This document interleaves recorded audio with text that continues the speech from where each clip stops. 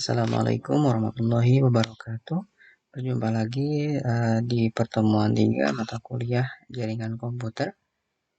Untuk pertemuan kali ini pembahasan terkait perangkat perantara atau intermediary device. Nah, perangkat perantara di sini adalah perangkat penghubung atau pihak ketiga yang dapat menghubungkan antara server dengan klien, antara satu komputer dengan banyak klien, ya, ataupun antara satu jaringan dengan banyak jaringan komputer, ya. Untuk jenis-jenis dari perangkat penghubung ini, yaitu dalam membangun sebuah jaringan komputer yang terdapat beberapa intermediary device yang dapat digunakan. Yang pertama adalah hub, yang kedua adalah switch, yang ketiga adalah access point, dan yang keempat adalah router dan lain-lain.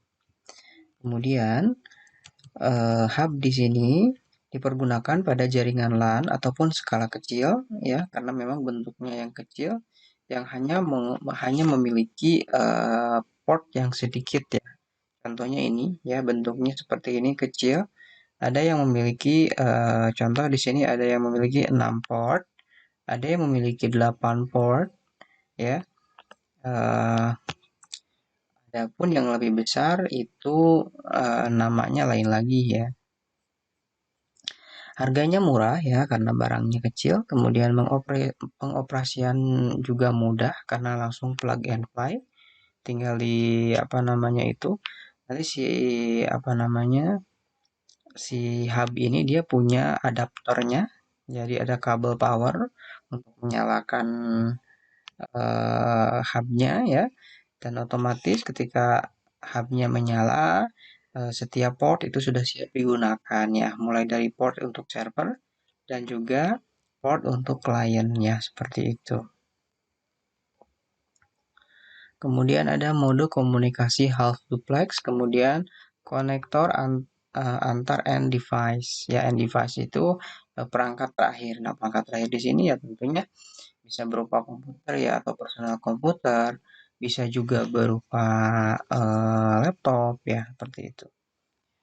Nah, kemudian selanjutnya ada switch. Ya, switch digunakan pada jaringan LAN sederhana dan kompleks atau multi-layer switch. Jadi tidak hanya untuk LAN yang skala kecil, juga untuk skala yang eh, 2 kali lebih besar dari LAN, dari LAN, ya.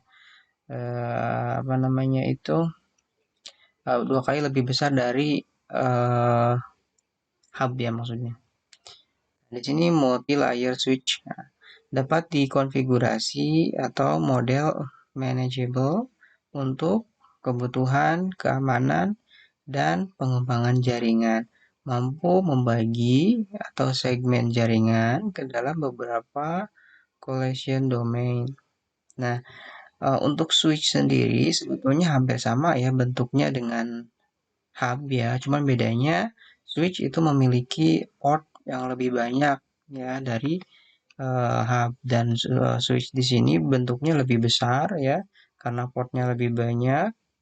Contohnya seperti ini, ya, dia posisinya berada di antara sekian banyak perangkat komputer, ya, tapi dia bisa menghubungkan banyak perangkat komputer karena memiliki port yang banyak.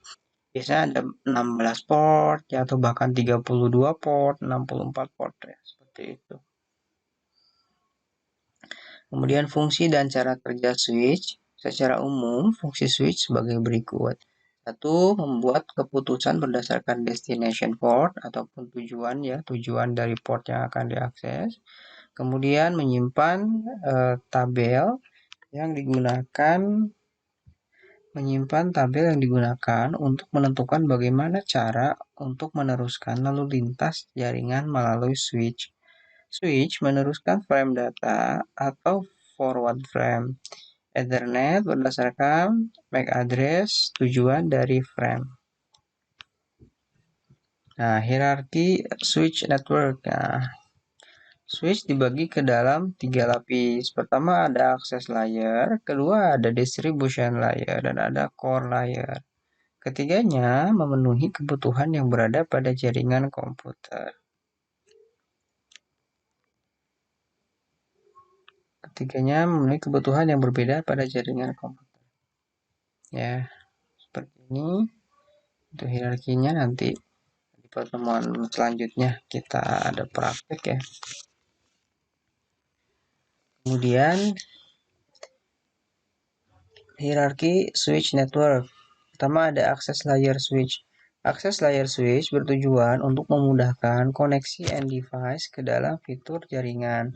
Fitur dari switch yang beroperasi di access layer dapat berupa ada port security ya, ada VLAN atau virtual LAN, ada fast Ethernet atau gigabyte, ada power over Ethernet, dan kemudian ada link aggregation, dan ada quality of service atau QoS ya.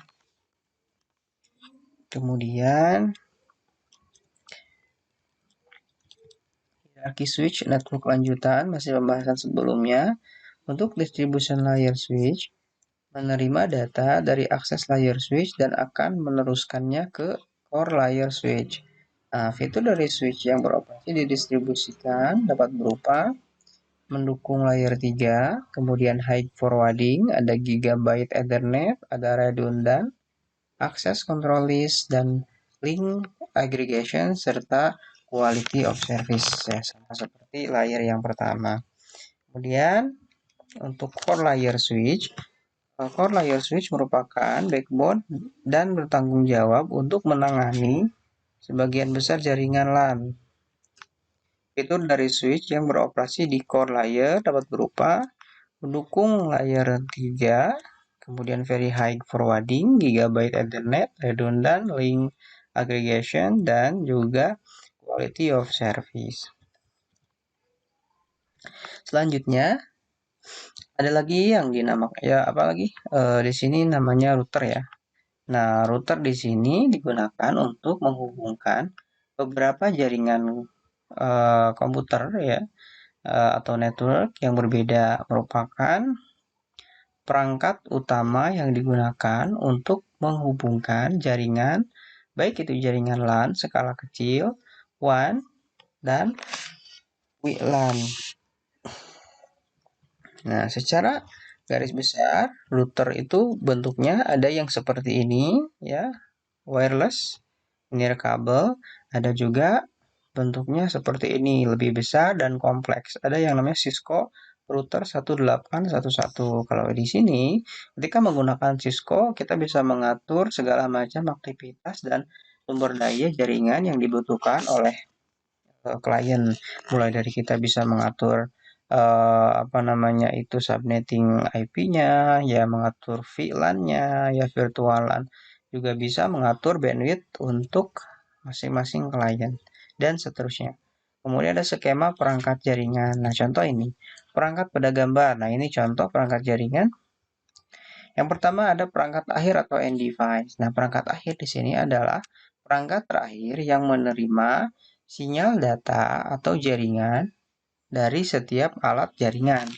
Ya, contoh misalnya ketika kita datang ke sebuah tempat yang free wifi lah, seperti itu, kita membawa sebuah laptop dan kita connect pada tempat tersebut. Nah, laptop kita adalah end device. Kenapa? Karena laptop kita menerima hasil akhir data yang dipancarkan oleh jaringan yang ada di tempat tersebut. Kita tidak tahu menahu seperti apa topologi atau alur jaringan atau konfigurasi jaringan dari mereka. Yang kita tahu adalah kita connect dan kita mendapatkan jatah untuk internet, kan seperti itu. Ya. Kemudian yang kedua ada switch atau hub. Nah, sebetulnya di sini ketika berbicara switch atau hub, sebetulnya ini satu jenis ya, switch atau hub di sini. Cuman bedanya tadi, hub itu ukurannya lebih kecil dan portnya lebih sedikit. Namun keunggulannya harganya lebih murah. Sementara untuk switch itu lebih besar dari hub, portnya lebih banyak, dan harganya di atas harga hub ya, seperti itu. Nah, ini nomor 2 di sini tadi ya. Ada hub, ini hub. Nomor 2, hub atau switch ya. Nomor 2. Kemudian yang ketiga, ada router dan ada access point. Router di sini yang dimaksud tadi ya, router mikrotik. Router mikrotik yang ini. Jadi ada router mikrotik, ada router wireless access point. Nah, router di sini, jadi kita coba analisis seperti ini ya. Ada 5 perangkat end user ya, yaitu tiga komputer ya yang terhubung menggunakan jaringan kabel melalui perangkat perantara ya, yaitu switch atau hub ini, dan switch dan hub ini ya, satu switch untuk 2 komputer, satu switch untuk 1 komputer, keduanya terhubung pada satu mikrotik controller router ya.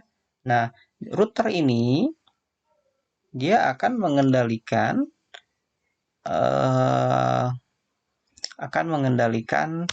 semua klien yang connect ke jaringan ya, seperti itu. Mulai dari identitas komputernya, alamat IP-nya, ya, nama komputernya, kemudian bandwidth yang digunakan berapa. Kalau toh memang tiba-tiba ada yang mendownload misalnya melebihi menghabiskan bandwidth yang ada, nah itu bisa dikonfigurasi. Kemudian dari router ini, dari mikrotik ini juga dia menyambungkan kabel pada access point. Nah, access point di sini dia memancarkan sinyal jaringan tanpa kabel atau near kabel yang bisa ditangkap oleh perangkat-perangkat yang memiliki WiFi ya, seperti itu. Contohnya dalam hal ini adalah laptop. Contoh lainnya bisa berupa tab atau tablet atau menggunakan smartphone seperti itu. Nah, baik, seperti itu untuk pembahasan mata kuliah jaringan komputer pertemuan 3.